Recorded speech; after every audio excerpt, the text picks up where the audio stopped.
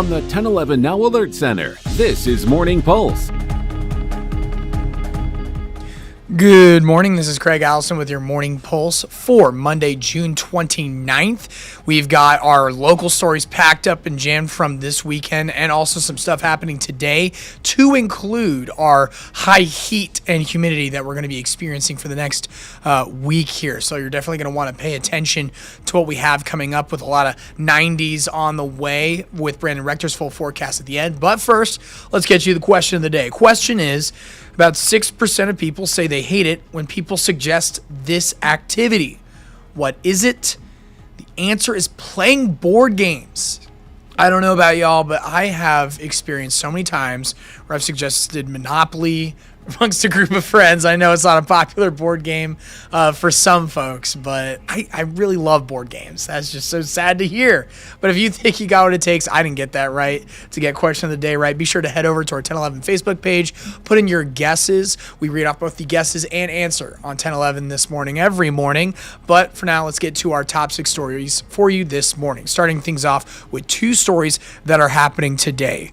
So first, Lincoln City Council is deciding today whether to approve a series of property agreements aimed at moving forward 2 major downtown projects. So the first one, under the proposal, Lancaster County would buy land near 13th and M Streets for a new parking garage to serve a new convention center next to the Cornhusker Hotel. The county will also sell property near 9th and G Streets to the city, clearing the way for StarTran's new transportation center. Both of those you can see on our downtown map here. Facility would include bus bays, waiting areas, bike and scooter access, and StarTran's administrative offices. Mayor Gaylor Bayard says the agreements will improve public transportation and help spur new economic development downtown. If approved by City Council, both projects would move one step closer to construction.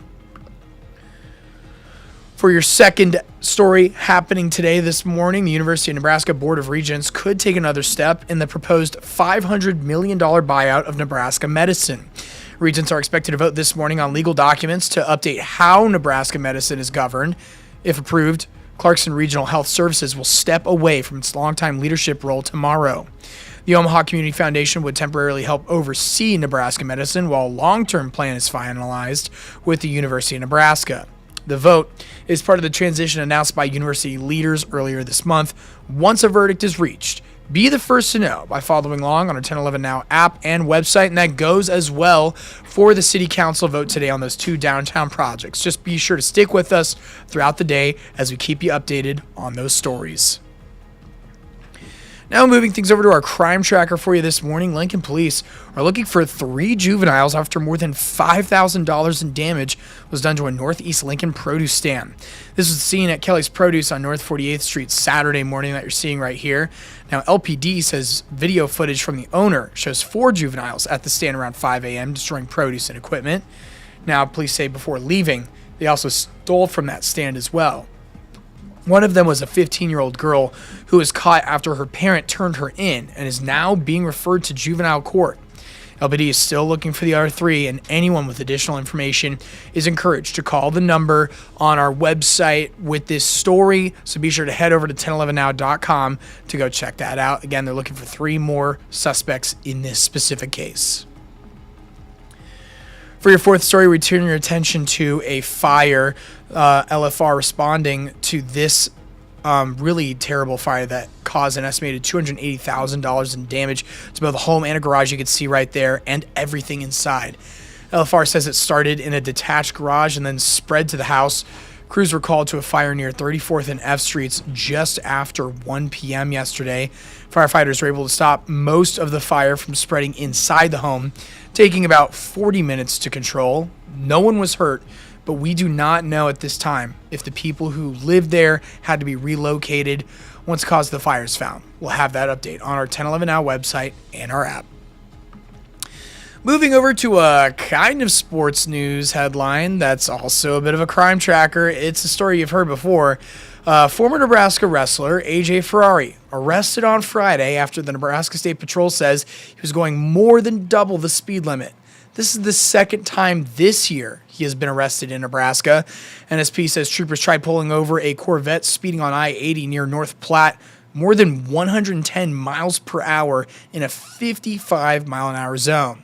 Ferrari refused to pull over after several miles, and then he stopped the car and then ran. He was arrested for flight to avoid arrest, reckless driving, and obstructing police.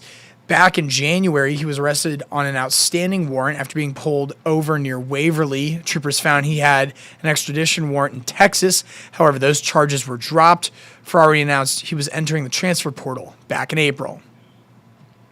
Now over to your sixth and final story for you this morning. You may be stocking up, getting pumped, getting ready for the fireworks ahead of the 4th of July this weekend. But in Davie, family-owned shop is reminding people to stay safe. U.S. Consumer and Product Safety Commission shows around 13,000 to 15,000 people head to the emergency room in the United States because of firework incidents every year.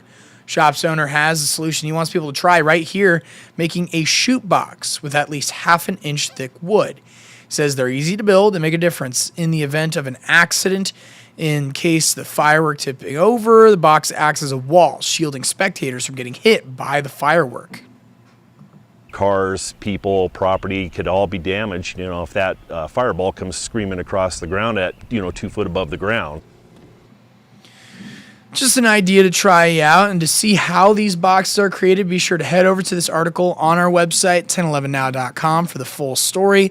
Just certainly something to pay attention to. I know just from following the work threads on the 4th of July, it's definitely a busy night in terms of emergency response crews trying to help out a lot of people. So it's definitely a time to just be aware that accidents can happen and to be safe and conscious and aware of your surroundings and your neighbors during this 4th of July. But that's going to do it for your Morning Pulse for this Monday morning, and we'll wrap things up with a look at your sweltering 7-day forecast with Brandon Rector on more of those 90s up ahead.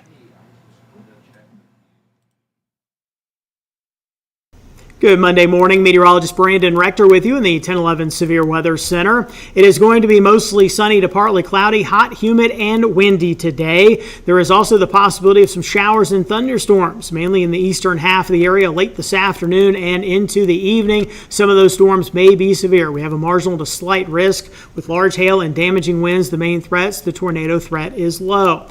We have an extreme heat warning as well as heat advisory in place in eastern Nebraska and northeastern Kansas. For most of that area, it's until 9 p.m. Tuesday, but in northeastern Kansas, that extreme heat warning going until 9 p.m. on Friday.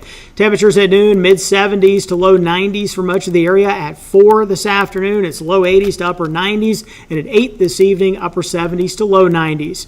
Our heat index values in the eastern third of the area late afternoon could be around 105 to 110. In Lincoln, we'll warm up to 97 for a high this afternoon.